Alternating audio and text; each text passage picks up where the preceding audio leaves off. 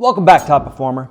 According to salary.com, about 62% of employees negotiate salary occasionally or not at all. Very few people do it regularly, and that's a big mistake. Another interesting highlight from their study is that people who negotiate get 25% more than they expect on average. And guess what? Only 15% get absolutely nothing. I'd take those odds, especially knowing that if you do find yourself in that 15%, you now have the chance to ask why so it doesn't happen again. That said, this is often the most difficult conversation for people to have. The lizard brain kicks in and in creeps fear and self-doubt. What if I'm not ready? What if they say no? What if I rock the boat and my employer thinks less of me? Pretty soon we're what-ifing everywhere, all over everything, but they're negative what-ifs, when it's more likely that you will get what-ifs that are actually positive for you. What if I get feedback that helps me grow and therefore achieve my goal? What if I find out that this job won't let me achieve my vision now versus waiting 5 years? While that might sound bad, at least you're not waiting 5 years. In most cases, the outcome will be one of the following. You get the raise or promotion, you are better positioned than you thought, and now know how to close the deal. That's a happy outcome. Or you aren't positioned well, but you get feedback on how to better position yourself, or a clearer reality that you need to jump ship. Sure, that last one might suck, but better to know that than to be stuck in a dead-end job, because that would really suck. Meanwhile, not having the conversation and not getting feedback keeps you where you are and for who knows how long. Having the conversation gets you feedback to help you improve, or you'll learn that there's no chance in this lifetime and you best escape that employer. Yes, the fear of rejection sucks, but what do you think you'll regret more in 5 years or 20 years? Having the conversation or not? Now, a lot of people just aren't sure what to say, and therefore fear keeps them from taking the next step. In this video, I'm going to recommend the 2 conversations that you can apply based on your situation. When you are done with this video, you need to schedule time with your boss for your career conversation. The sooner you can set this in motion, the sooner you can understand if you are in alignment around your career goals or if you need to close the gap. For your career conversation, I recommend the following methods. The put me in coach, I'm ready, and the I mean business. Quick caveat. These conversations are best after more than a year on the job. If you've been there for less than a year, I suggest you instead keep the conversation more focused on the bosses and business goals so you can align your efforts around those, and that will help best inform the business success. And once you are able to achieve that, it's easier for you to then move with one of these particular questions. This way you're ultimately primed when you tee up your career conversation. The first thing you'll want to do is set up some time to speak to your boss. Select a time when they are likely to be in the best mood. Works to your benefit. This is dependent on the boss and how their schedule fills up, but keep it in mind. Now, if you have the type of relationship where you can schedule a lunch, then I recommend that. It can help relieve some of the pressure of the conversation. Just make sure you don't dive straight into, the conversation itself. Ease into it over that lunch. If you already have a weekly meeting with them, let them know that you'd like to spend some of the time in your next meeting talking about your career and your future with the company. In many circumstances, your boss may have to reschedule. Just set yourself up for that. Don't take it personally or consider it a bad omen. The boss is likely busy and this isn't a time-sensitive discussion in their eyes, even if it is in yours. If the reschedule happens more than twice, you should ask them directly when a better time is. Most people can hide behind an email and an assistant, but when they commit to you personally, it carries more weight. When you get in front of your boss, you should aim to have a conversation where you are seeking their knowledge versus being aggressive. Lead with curiosity and a learner's mindset. Of course, when it comes to the I mean business method, you also don't want to be a pushover. I recommend you start with the put me in coach, I'm ready, as this lets them feel like a partner versus I mean business, which, we'll talk about shortly. Either conversation should be you asking for their feedback, their wisdom, because you're interested in growth. Your boss should never feel forced or like they're being given an ultimatum. Approach them as if they were a mentor or a sponsor. Hopefully they already are by the time you have this conversation. The goal of the Put Me in Coach, I'm Ready method is to ask your boss for their guidance on your career progression. You want to get clarity on the requirements for you to qualify for an increase and/or promotion. Clarity is essential. Key is taking their advice, applying it, and closing the loop, because doing so makes them more obligated to reciprocate. In practice, it looks like this. Acknowledge their support and how you've grown under their tutelage. Ask them to be candid with you, and then prepare to take notes. I still like pen and notebook, laptop, whatever it is. Just don't argue any of the points at this time. After the conversation, you want to follow up with your understanding of it. Make it about their feedback and recommendations.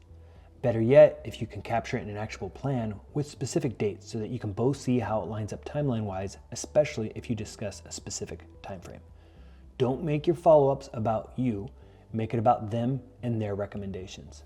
As an example, I really appreciate the time you took. It sounds like these are some things that I can resolve, and in doing so, it's going to help me be able to better contribute to this department and you, which will then help me also achieve the goals I'm trying to accomplish. So you have a little bit of you in there, but it's really heavily about the value that they brought to you and their feedback. And then, of course, you want to close the loop. Revisit as you have significant progress over the next 1 to 6 months or whatever your timeline was that you agreed upon. Show them how you've applied the feedback to address their notes.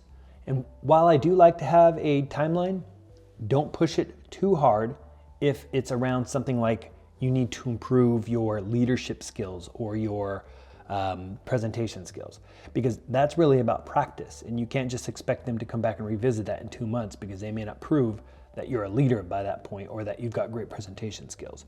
What you need to instead do is continue to show them examples of your improvements there, which then lets you come back and revisit it. But along the way, I'd also ask them, hey, I did this, any recommendations? Until they get to the point where they're not giving you them anymore. And that ultimately means that you're now able to come back and have the conversation with them and say, hey, great news, as you've seen, I had this track record for a while now. I think I'm ready. What do you think? There's a chance that your boss may come back and say something like, achieving what you want is not likely for 2 years due to X, Y, Z. For example, you need to be here at least that long, or that level role requires this. So if that's the case, take notes and ask questions like, well, what if I achieved X, Y, Z sooner? As an example, if they say that it takes that long to be able to really learn the role, then you could say, well, what are the metrics that determine whether or not I've learned that role? And if I can achieve those sooner and I'm having greater results than others in the role, would you be willing to revisit it then? Basically what you're saying is that since you are going to put in the work to be able to, double your learning or learn it twice as fast, are they willing to make the exception if in fact you do bring that benefit to the business sooner? If they say the 2-year time frame is company standard, then that is good for your own expectation setting.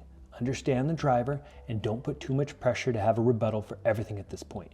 You can always get clarification later. They may also say that they need to talk to someone like their boss or human resources before committing to you. That's okay and expected. Let them know that you'd also be happy to connect with anyone else you need to, and then follow up accordingly. Okay, so now that we've talked about the put me in coach I'm ready method, now we want to talk about the I mean business method, which actually has 3 potential approaches: the feeling, showing, and doing. This one requires more prep as you want to come in with a solid business case or justification. You need to go in with your career achievements and also know your market value. When possible, it works best to start with feeling, which is literally you feeling things out and also speaking to the fact that you feel your contributions are above your pay and/or title. You should be prepared to speak to what those contributions are by completing your promotion case, which we'll discuss later. You'll find a conversation guideline in your workbook as well. Then, after feeling, the I mean business advances to showing. Showing might occur after the feeling conversation. If your boss asks you to put together more data, for example, this can then help them push it with HR or finance. It's better to have this prepared when you go into that meeting. However, if that is going to delay your action and provide any excuse to procrastinate, I just schedule it with your feeling now so that the lizard brain does not make excuses and procrastinate. When you're having this conversation, you want to lead with curiosity and not aggressiveness. Sure, you've done your research, but if you can approach it with them as an ally, as your sponsor, it lets them solve it with you versus putting them in a defensive demeanor. Phrase it in a way that invites empathy and understanding, such as, thanks for taking the time. This has been bothering me ever since I took on X responsibilities without the pay and title to go along with it. And I know it's best I put it out there and get your guidance. This is when you would present your business case or the list of new responsibilities that you are now doing, as well as the additional experience and skills you have developed since they last reviewed your pay or title. In showing, you express how you are feeling and then present your business case, which shows the value you bring, the financial impact of your work or KPI improvements or the contributions that you're making as a top employee. You can also use the original job description to show what you were hired for versus what you're doing now.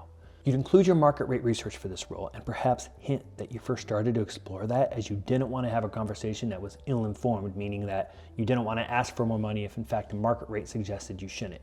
But then let them know that that might have opened your eyes a little bit more and hint, here you are having this conversation. Another thing worth highlighting is the investment that you've made or the company has made in your continued development, which can further support your higher value case. I've provided a template in your workbook and also linked one below so that you can leverage this for these conversations.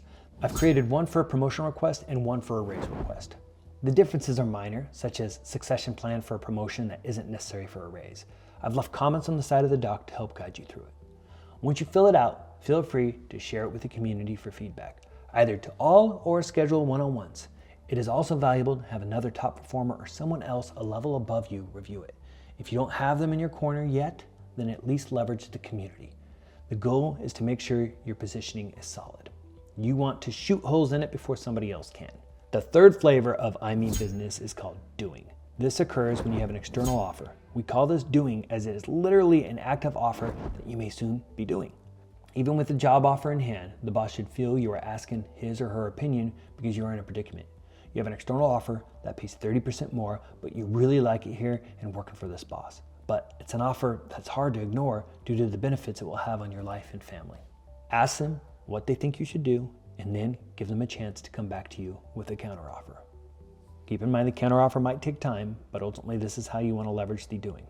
You can find iterations of scripts for each of these methods in the workbook, along with a getting to know you boss script and a few others, which should fit most situations. If you find yourself with an outlier, feel free to reach out in the community. Keep in mind that your boss has to deal with his own internal politicking and getting the buy-in from appropriate folks. For this reason, it can take time. Unless you have an offer, which creates urgency, I find that it can take a few months. And even when you have an offer, it can sometimes take a week to get everybody pulled together. There's also the chance that your company tries to keep all the promotions to a single evaluation period, which can vary by company. It's frequently at the beginning of the fiscal year, as that sometimes determines the amount of money a company has to allocate to raises and promotions. With that in mind, let's talk about timing. I recommend you tee the put me in coach conversation about 6 to 9 months back from your company's promotion cycle, such as your annual review. This gives you time to put their feedback in play, which then makes the reciprocal nature of this approach more likely to occur. For the I mean business scenario, I recommend 3 to 5 months prior to annual reviews. Obviously, in the scenario where you have a job offer in hand, it's going to trigger a more urgent response and potentially provide the exception of the off-cycle increase or promotion, both. If you use the put me in coach, I'm ready, and you don't get the results from it, then you may need to advance to the I mean business, preferably before the review cycle. If the review period comes and goes and you did not receive the raise or promotion that you were working toward, then there are 2 steps that you should take. First, ask your boss what the gaps are and how you can address them, and try to get specific on the timeline to make sure they are not leading you on.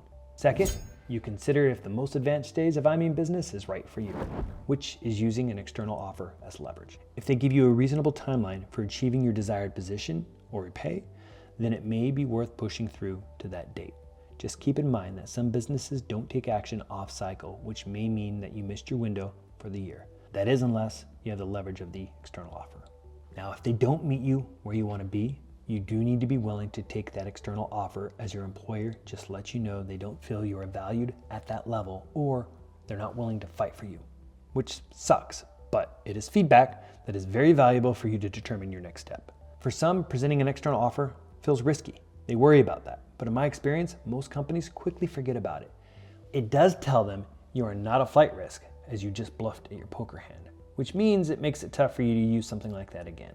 As for the frequency of promotions and raises, it depends on a lot of factors like your time at the company, the titles that are available, the significance of your value. The higher up the ranks, the less roles to be promoted into, who's in your corner. A lot of these things we spoke about leading up to this. Early in your career, if you're performing at that top performer level, you should aim at a promotion every 2 years at least, and an above average raise in the years in between. Now, in fast-growing companies or divisions, I've seen top performers climb even more rapidly. This is where your research of fast risers in your company can help to understand the norms. Now, prepare yourself that when you become an executive, it may slow to a promotion every 3 to 4 years, but that can also be thwarted if companies add qualifiers like executive or senior to titles like director or vice president, which is what happened for me. And just keep in mind that you eventually run out of titles, and that means that you're going to have to start pursuing some other things or jump for change. It just depends on if you're following the paycheck, if you're following the title, or if ultimately there's another level of fulfillment that you're following or purpose. Regardless of this timeline, having the established cadence of presenting your value and getting feedback every year will ensure you don't miss the opportunity and greatly benefit your pay and bonus, even if a title does not accompany it. Just remember that you want to present your results about 3 months out from the evaluation period. If you leave less time, then the bonus and raise dollars may have already been allocated, and it may impact your earnings potential. Don't do that. Parting words on this topic. You want your boss to be your sponsor so that your meeting comes across as two strategists working together. If that conversation comes out of left field and is not presented with enough time to collaborate on it, then you weaken your positioning. You want to get your sequencing right. Everything you've learned in this program is about optimal sequencing so you can maximize your standing and continue to increase your wealth and movement towards your future vision for yourself. Here are your next actions. You want to determine which of these conversations you should have with your boss. Then you want to schedule your career conversation with your boss. You want to put reminders on your calendar for when you will follow up with your boss for future conversations based on the timing of your evaluations or merit increase. You can leverage the guides and the scripts and the templates in the workbook to suit your needs. In the next video, I'll give you a look behind the scenes at how promotions are approved. You might be surprised. And I will see you at the top. That's it for this lesson. I hope you found it valuable. If so, this is one of the core lessons from my Career Accelerator system. If you want the full course with the workbook, scripts, and bonus tools, you can get access at careeraccelerator.me. Or you can dive into the next lesson here.